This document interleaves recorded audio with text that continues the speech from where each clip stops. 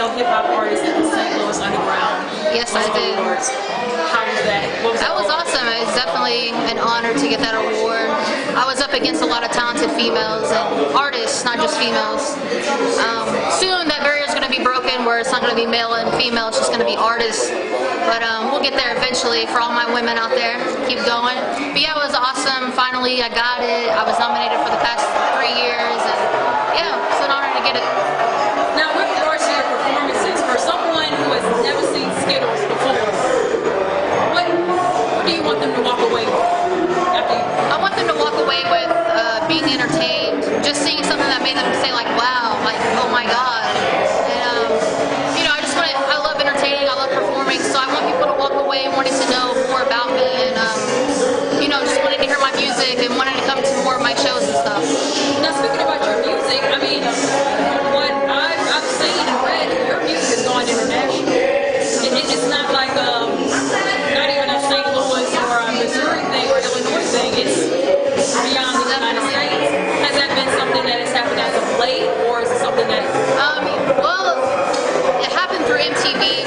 Back in 2008, I met a MTV music supervisor, and he heard a lot of my music, and then in 2010, he heard my song OMG, and he wanted to use it for Jersey Shore, and they ended up licensing like 5 other songs of mine, and it was on like a few TV shows, Jersey Shore, Disaster Day, and Pauly D Project, and those ended up playing in different countries like Canada, Brazil, a bunch of different countries, but I didn't find out about that until like last year sometime. So how's the reception been then? I mean, as far as I know you got a lot of international fans now. Yeah, I have a lot of fans in Canada, so yeah, I always get people from Toronto and hitting me up and saying they want me to come perform in Canada, but yeah.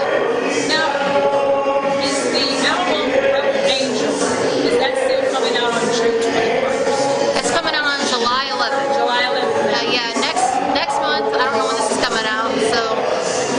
But yeah, I'm having a party at the Mad Magician. It's gonna have Indiana Rome, Norway, Riley B, T-Double, Ray Cole, who's a really good R&B singer in St. Louis. Not a lot of people know about her, but she's dope. And yeah, the album's coming out. It'll be available on iTunes, Amazon, Rhapsody, Spotify. Now, is this your first album? Yeah, my first album.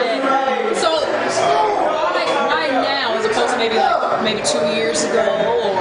Yeah, I put out a couple of mixtapes. I put one out in 2010, and it reached number 2 on Jesse James's Midwest Mixtapes. Was number 2 in August of 2010, right next to City Spud when he dropped his album. So that was really dope. And then I put out another mixtape a couple years back, and it was good. But I think I finally wanted to put out an album that I could just, instead of using other people's songs, I could, you know, everything was from scratch. Everything was my own creation, and I feel like I'm getting older in music and I need to put something out that represents who I am as an artist, because I've been in this for like 7 years now, and I've been through a lot of things, seen a lot of different things, and I feel like this album holds, you know, everything that I've been through as an artist and things that I've seen and things that I've gone through as an individual, and I feel like now is a time where I'm at right now where I can put all that stuff into an album and showcase it. Now, are we to expect a lot of features, or are you wanting to, like you just said, be something that is coming from you as an artist? Right. I do have several features on there. Like I have features like for verses. I have one guy on there singing a chorus. His name is Hodgney. I found him from watching an MTV show. He's from like the Faroe Islands or something. But he's a really big artist over there, and he's on one of my choruses. But I wrote all the lyrics, like he just sang them for me. So all of my parts and most of the music on there is all written by me and stuff. So I mean, a lot of it comes from me. But I have features like I have Yak Boy Fresh on a verse. I have Preach on a verse. I have Co-Pilots on a verse. They're from Springfield. And yeah, so that's pretty much it. But so yeah, most of it is sticking to pretty much, you know, me. Now, what's behind the actual title of the album? You know, Rebel Angel. Is that describing you, or is that something that you were going, you know, at a certain time in your life? Yeah, Rebel Angel definitely is describing who I am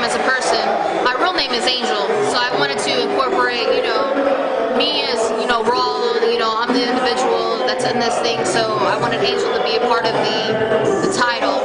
And Rebel Angel, like, I wanted to use those two words because they both contrast with each other. Rebel being like the dark side of my music, which you'll hear a lot of music about heartbreak, about I have a really crazy, maybe controversial song in there about suicide, but it's something that a lot of people deal with. 30,000 Americans die every year from it, and it's something that needs to be more aware. So I wanted to represent those people, represent that thing that people are going through, but I do it really like it's in your face. Like, I'm not like going, beating around the bush or anything like that. I mean, the song is like, it will really grab you in, and you'll either be like, what the hell am I listening to, or you'll listen to it and you'll realize, what it really is about. So yeah, that's the Rebel side. And then Angel is more, my upbeat songs. Like, a lot of people know me as OMG, so I gotta put a lot of myself from that into the other songs and stuff. I have a song on there called Good Time, which was produced by Bentley Hendricks, who's a really good producer here. So yeah, the song's just really upbeat, and there's definitely those two contrasts in the album. So. Now, and I've been asking people this all night, what was your, I guess, moment when you decided this is what I wanted to do and this is how I wanted to contribute to hip-hop? Right. Probably when I was 16 is when I decided I really wanted to do music. I grew up loving basketball, and that was my passion. But I had a couple of deaths in my family, and I was fighting depression and stuff, and I stopped playing basketball. I got, overweight and just didn't even want to leave my room. I didn't want to do anything, so I started writing poetry, and I can't sing, so I'm like, I guess I'm going to turn this into rap. So yeah, when I was about 16, I decided that this is what I want to do because it's the only thing that I could put all my passion into. I didn't have anything else that I loved, and hip-hop always spoke to me, like growing up. That's all I wanted to listen to. It's something that I feel like it always stays moving. It's always constant, and there's always new and fresh ideas coming into the thing, and I just wanted to be a part of it. Especially being a female too, that's something that I really wanted to represent. And being a female artist here at SLUMFEST, what significance does that have to you? It's a big thing because one, there are a lot of female rappers, but not a lot of them get the shine or recognition that they deserve.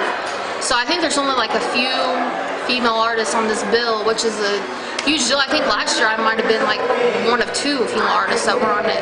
So it's a huge thing. So when I come out and perform, I want to make sure that I'm on my A game, that I represent women to the fullest. And I don't want people, especially male or female, I don't want people to look at women as, oh, that's a female rapper. I want them to see me as just an artist. I don't want to have that label on there. So every time I hit the stage, I try to just represent that way. So when the next female comes on the stage, they'll be viewed the same way. Now, before I let you go, what advice do you have, and for any rap artist that wants to come up in this lane, in this industry, a few pointers to help them be successful? Stay true to you. I mean, I know it's a vague thing, and people will say that all the time, but to really live that, to stay true to you, it's a really hard thing when you have so many different influences coming into you, so many different people that want to try to change you or make you who they think that you should be.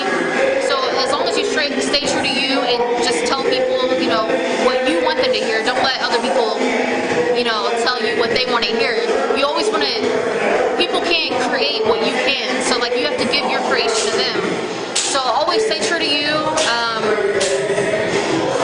Don't trust people always, because a lot of people will tell you things, promise you things, and a lot of things that seem too good to be true really are. So, but yeah, definitely just stay true to you. Well, Skiddalz, again, congratulations. Thank you. On winning the award. Appreciate it. Congratulations on being here again at SLUMFEST. Definitely. And I wish you continued success in your